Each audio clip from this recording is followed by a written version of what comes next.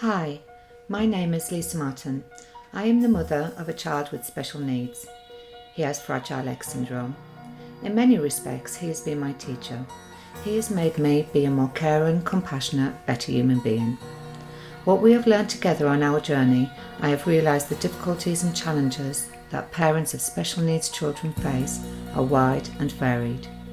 During my years of facilitating courses for parents and professionals, I have met some wonderful people who have shared with me their stories of great joy and sadness, who have experienced the good, the bad and the ugly of all aspects of life bringing up their special children. I am passionate about empowering parents who are dedicated in helping their children with additional needs. You're invited to my podcast. I will be talking about all things in our special world of disability and additional needs. I will be interviewing other parents of children with special needs, as well as professionals and people in the community who are offering services that help. Sometimes these podcasts might touch an emotional nerve and upset you. Other times they might fill you with joy and empower you. I don't mean to make you angry or upset, but we need to get a wider audience listening and talking about disability. Only when this happens, I believe disability won't be feared as it is today.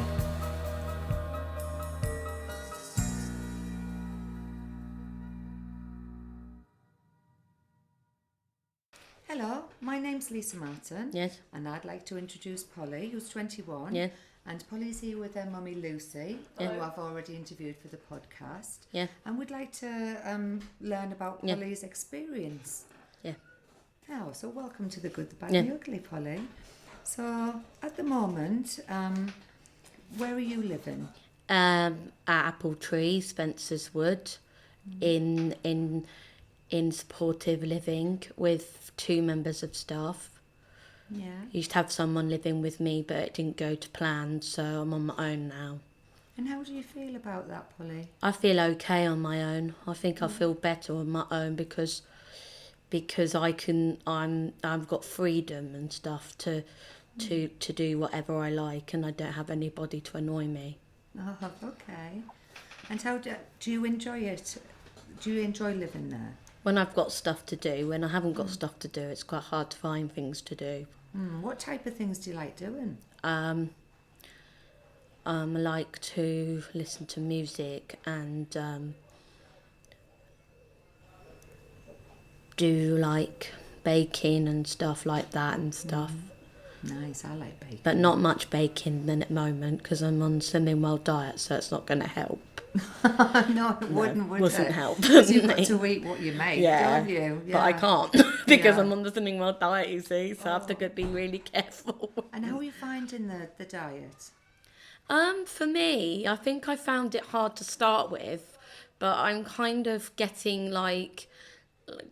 like it now, really, because when you first start the slimming world, I found with my experience, I found that it's always really hard to find things you can eat, and then you look at the cakes, you think, I want to eat one of those. Yeah, I do as well. So when you're staying in your residential, some things work for you and some things don't they? And so you've got a list in your bedroom, haven't you? Like Polly's rules. Yeah.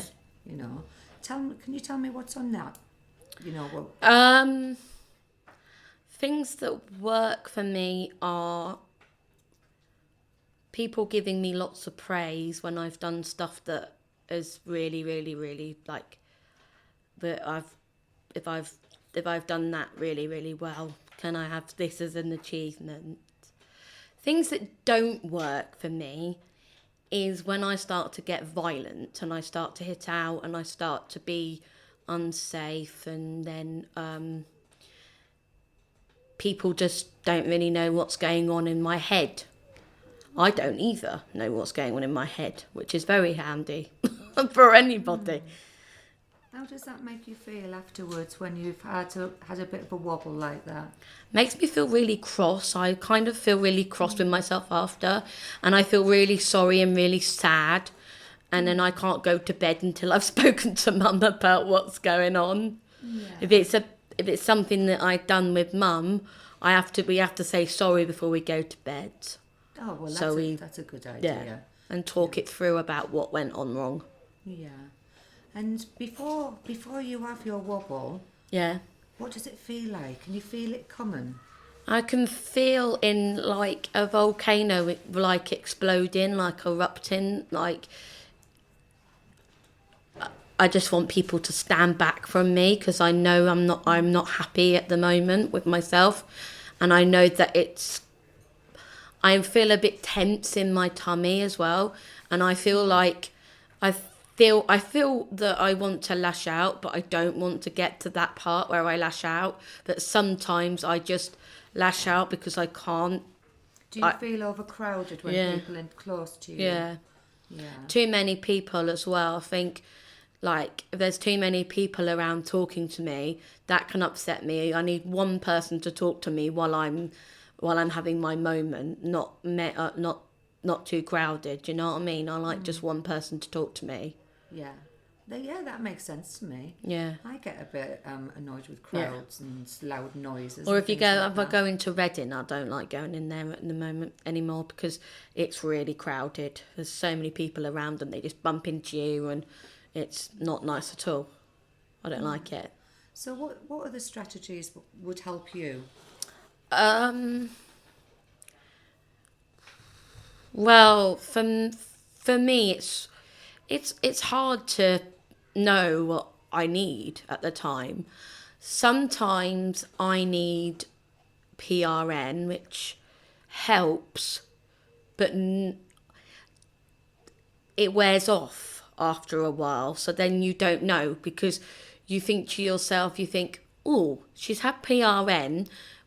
When can she have more? You see what I mean? Because you can have it every 4 or 3 hours or something, can't you? I think. Yeah. So Polly has diazepam as a PRN, which is a patient requested.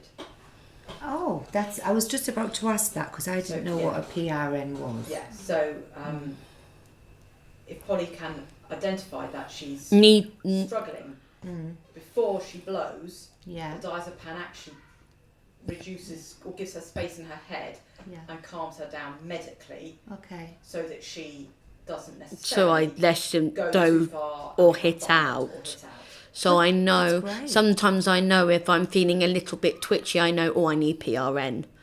So that's great that you can request that and you're self-regulating in a sense. Brilliant. Well done. I request it quite a lot. Like sometimes I'm at home, I kind of try and request it before it gets like really, really, really bad because I don't want it to get bad. Yeah. I never want to hurt anybody in my life. Yeah. I never mean to hurt anybody in my life either. Yeah. And then it's putting it right and dealing with the consequences afterwards, isn't it? And that's the hard part when you have to think of the consequence and you have to think, oh, how am I going to put this right for next time? Yeah. It's very hard to put it right after. And you don't feel nice. No, I feel a bit bleh. I feel a bit like, oh, I don't really want to talk to me, thank you very much. I need some time to process what's just happened. Yeah. And the effect that's had on somebody else. Yeah. So where you live in the residential, do you think everybody who works with you, do you think they understand this? Yes, I think they do. I think they don't understand, like sometimes they don't understand why it's happening or what's causing it, but I think they have a rough idea of how to deal with it, so they deal with it in a safe way, which is good. That's good to know. Because I've been restrained. Can't remember how long ago was I restrained? I can't think. Can you remember? I can't remember when. I don't know if you were last. I was held last Tuesday in the swimming pool. I had a really big incident at the swimming pool and I was held. I think that's the only time I've been held so far. So what happened in the swimming pool, Polly? Well, I was going to the pool and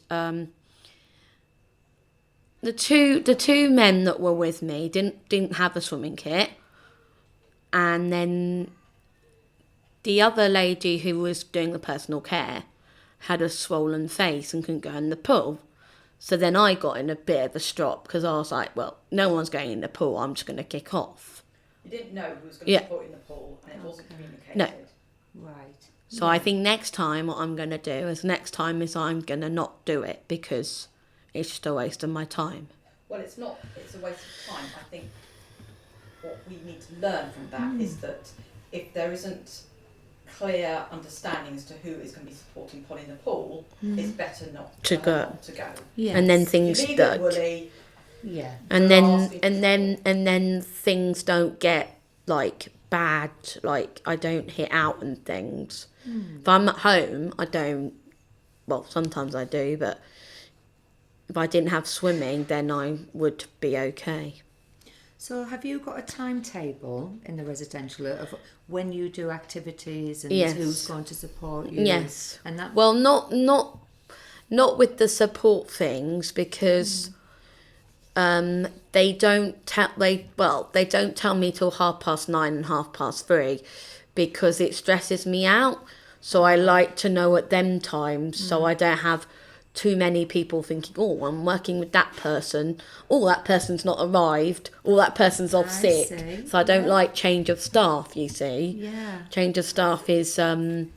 Makes you anxious, it makes does me it? anxious. Yeah.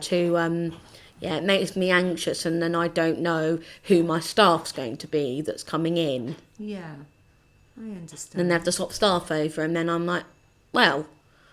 You should have told me this, and I'm like, they said, well, I'm sorry, it's not my fault that this happens. It sometimes happens, but it doesn't work for me. So it sounds like you get really anxious when there's any change. Yeah, or anything that's changing. Yes. I think it's when she can cope with change. So if I said to her, right this minute, Polly, right, get your shoes on, we're off, we're going out shopping, she'd be absolutely fine with that. Yeah. But if I said to her, you're not doing archery this afternoon because I can't find anybody to support you and so you can't do anything else. Right. She would find that difficult to understand because there's no tangible reason. Yes. You can't see the reason why. And it's disappointing as It well is. if you really want to do something and then obviously you Like can't. you want to go out, like because I like every time I'm in Apple Tree, I want to go out all the time, but I can't because I don't have a driver, which really annoys me. And I want to go out more, but I can't because they can't get drivers all the time. I've only got one driver.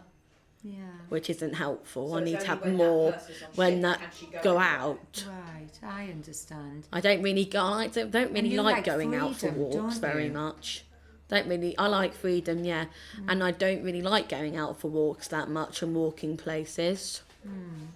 Very much. I like to drive places, not walk places. There are places for her to walk to, but it's the local park or the park. She couldn't walk into town. No, And because of her challenging behaviour at times, she can't use public transport. no, Yeah. Otherwise, a bus trip would be. and I don't think I'm ever going to get to that I stage. don't don't like think doing so. bus trips I don't think I'm either, ever be going to get honest. to that stage where I'm going to be on the bus or the train. But that's I've been not true, in- is it? Because you've been on the train. Went on the train. You took to London. Yeah, Do you remember? I've been in the taxi. I'm allowed to go to taxi. I'm allowed to go back in taxis now, which is good. So if I did want to go somewhere and there was nobody, then I could go in the taxi if But I that's was expensive, okay. It isn't depends. Yeah, but it's expensive, which I don't. How much money do I have? I have a budget, don't I? Of how much money? You have. You're the one that gives it to me. Yes, So you have trying to think. £230 yeah. every fortnight. Yeah, and the taxi can be so expensive. Yeah, it eats up a lot of It's the money. it's horrible because I remember waiting for someone to come and take me to church once, and the taxi just turned up, and the support worker said, "No, we're not having you now because it's too expensive." So we had someone else coming to pick me up, Right. which flew me a little bit because I was like, "Well, I thought we were going in the taxi." Yeah. But it also made you late for church, Yeah. didn't it?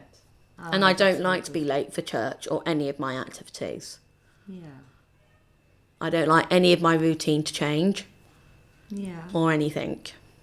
And you don't To like change. transitions No. as well. Hate it. Yeah. Hate transitions. But you done really well getting here to Yeah. East Dean at the Freedom Families, didn't you? Yeah.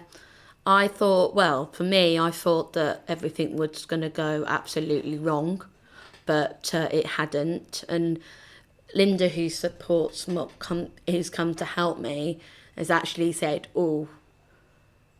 she said how proud she was of me yesterday because I did really well at coming.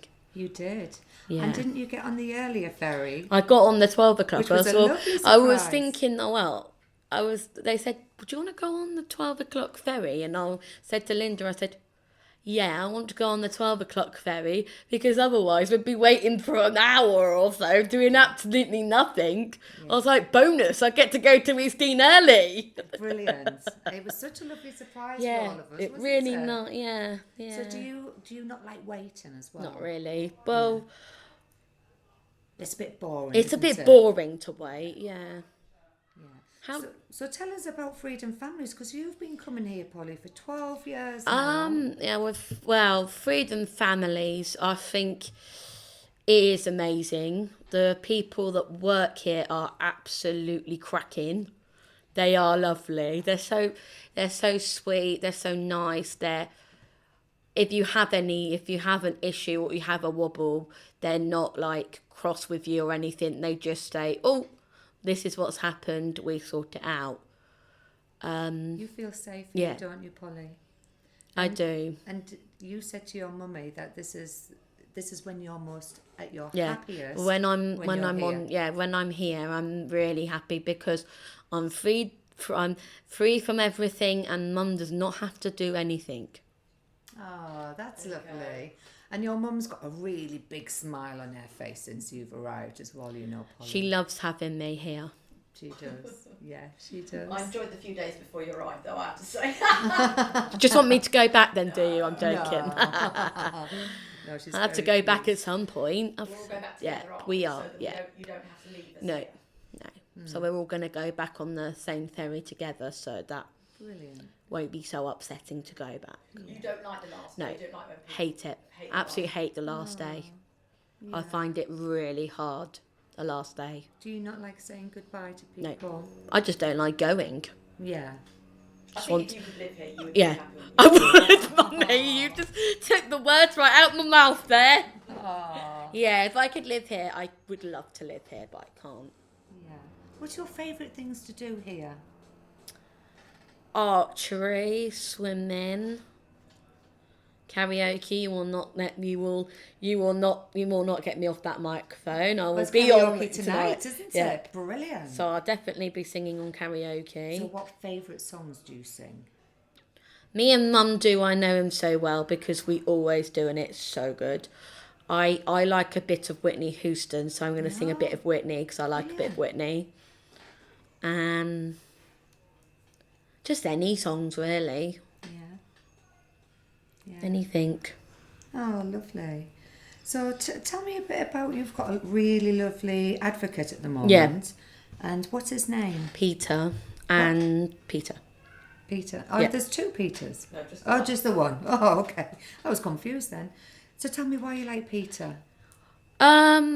Because if I'm struggling to say anything, or if I've got like an issue, he's like a voice to me. Like he's like somebody else. Like I don't have to go to Mum and say, I'm worried about Dad coming. I can go to Peter and say, I'm a bit concerned about this happening with Dad. Can you sort it out, please? And he will just sort it out. He'll try and sort it. And you've known Peter for 3 years now, haven't you? Well, a long time, yeah. Yeah. And remind me, Lucy, is he came into Polly's life when he was helping with transition to adult services, is that that's right. When Polly was leaving school and going into residential college, or the decision was made where would she go, most children who have got an EHC plan will be offered an advocacy service.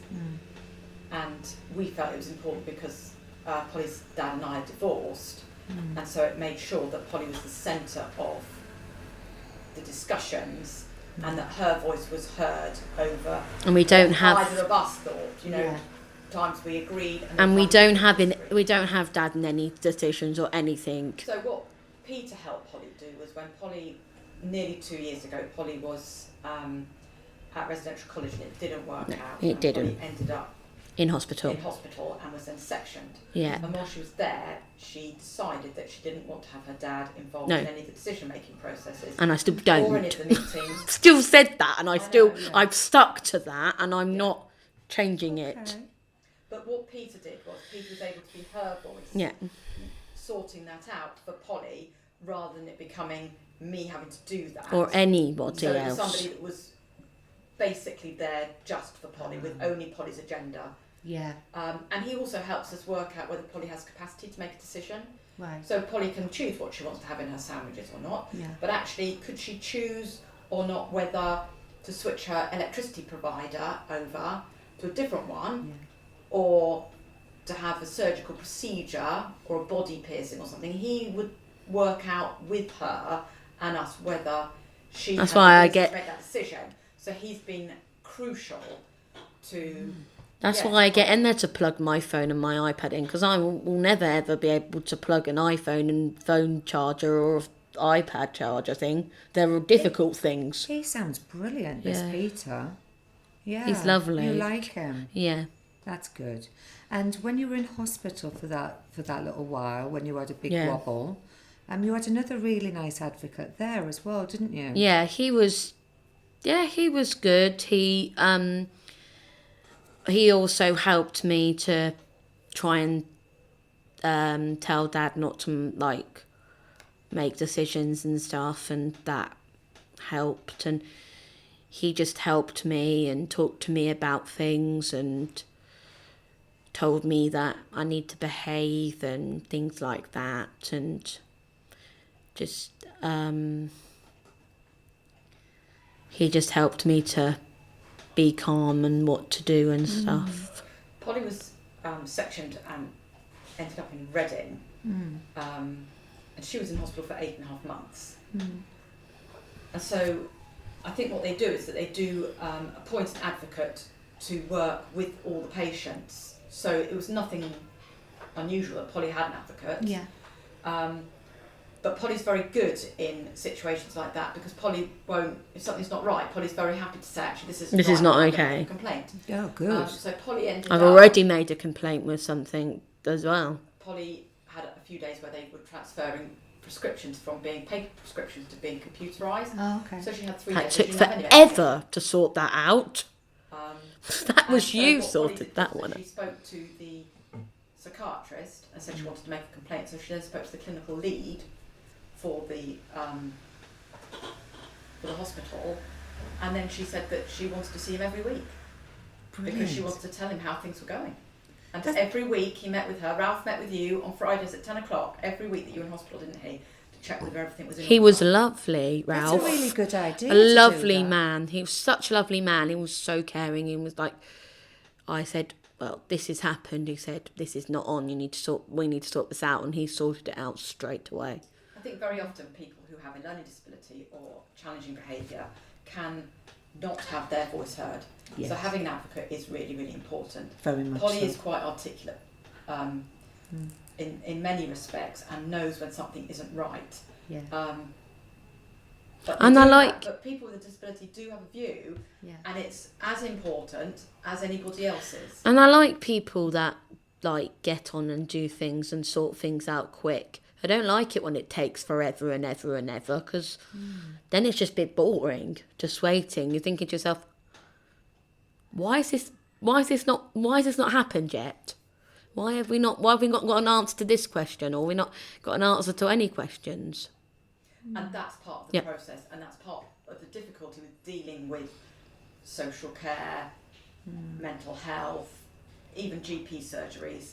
It's like that all the time. Yeah. And There's a lot of waiting. For Polly when Polly with an autistic diagnosis can't wait, doesn't understand, but it is equally frustrating for those people supporting her, because it's constant, and it starts from when they're little, from a diagnosis, and it goes through all the way, and that doesn't change for anybody. Yeah. So that's good that you have weekly meetings and you organise them and you rally everyone around and say, come on guys, let's get this moving. We need to get this somehow way. Yeah. Well, you made a complaint this week, didn't you? About a member of staff. Yeah, I had to make a complaint because they were not support. This man was not supporting me. He was going to sleep every time he was on shift, and I was like, "This is not help. This is not okay." No, And I made a complaint, and I made a complaint to Peter, and he did it with one of the managers there, and I said to Peter, "This is not okay because it's not supporting you. Being asleep is not helping you." And all he does is sit there doing absolutely nothing. He just does the washing up. Didn't even say anything. It just bores me. He's on his phone. I'm like, well, why can't you just have a conversation with me, for goodness sake? Yeah, that's not just good. doesn't help. Do you think in the same home where you are, the residential home, do you think there's a lot of people who probably aren't as strong-willed and they've got such a character like you, and they're probably not getting their needs met as much as you because they just, you know, maybe they're a bit frightened to kind of be forthright. Yeah, but it's... Yeah? Yeah. Polly's house is a 3-bedroom semi-detached house that she lives in on her own with her support workers. Okay. From the clients that I've seen, I would have thought not many of them are able to be articulate like Polly, or necessarily have a family that's going to be articulate none of them on her are. behalf. And I think as a parent, that is a massive concern, Yes. that there aren't people out there. Polly's got Peter, she's got me. Yeah. I don't think there's anybody else that does. But it's a huge concern that people are not being advocated for properly to make sure they are getting the right support. And that's where the problems start, really. Yeah. They're not, if no one's challenging what's going on. What's happened? Then you've got you can't, well, that's where I think you get neglect and abuse, when people don't challenge. Yeah. And a lot of it is that they haven't got the time, they haven't got the energy, or there's nobody to do it for them. Or they don't want to do it. Bottom line, I will get older. Yeah. And when I'm not in a position to be helping Polly and supporting her, then who's going to help me out? doing it? Yeah. Who's going to help me out? This Well, terrifies Polly, you'll be me. fine because you've got a big family and you've got people that will always be looking out for you. But there are people out there that don't have that. So who's going to help them if they've not got a mummy or a daddy or anybody? Yeah. Who's going to help them? They've got no one. It's sad, isn't it? It is sad. They've got no food. They've got no water.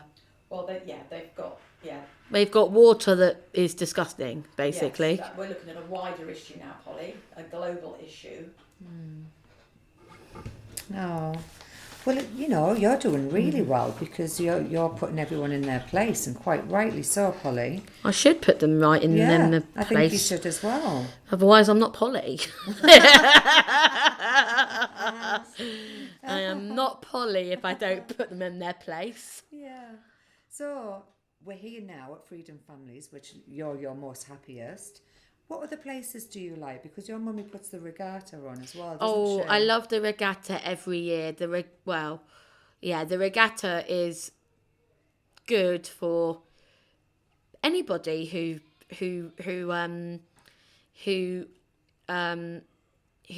like, if anyone wants to go in the boat, they're allowed, like with wheelchairs and things like that. They're allowed, and it's a really good event, really good. But we always come last, which is, you know, one of. So what do you come last, Polly? In what racing are you doing there? What sort of boat are you in? Dragon boats. Are we dragon? It's bell boats. Bell boats. We were dragons, weren't we? Yeah. But the dragon boats were more expensive, so we had to go from bell boats to dragon boats. So. And do you actually sail the boat? Yeah. Oh, wow. Do you? I've been a duck from time to time, so. But I'm actually not that bad. I wasn't that bad last year. No, I didn't do it last year because safeguarding issues. You know, they have the safeguarding issues, which my social worker says to me, you need to behave so you can actually do that. Yeah. So far, no problems. So you're going to do it this year? And we're going to win this year. We've got some guts in ourselves. Right, Oh. We are. Good luck. We're going to do I'll it. be We're going to rooting for win you. it this year. Brilliant. We're going to win the cup. Brilliant.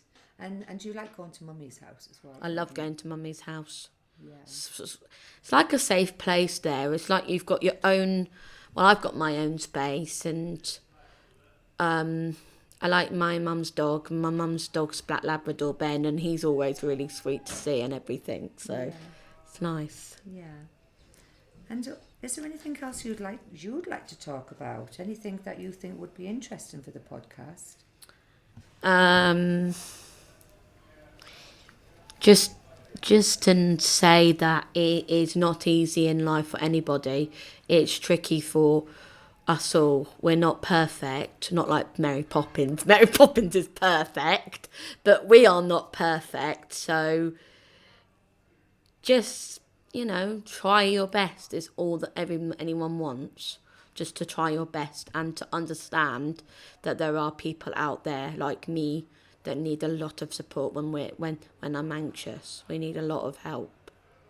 Oh, that was so beautiful. Yeah. That was really well said. Thank you. And I think you're absolutely right. I think because people just need to be kind to each other, don't they? If they're not kind to each other, then why should you bother working with them? Yeah. Anyone want to add anything? I don't think so. I think you said it all, Polly. I think you finished that off beautifully.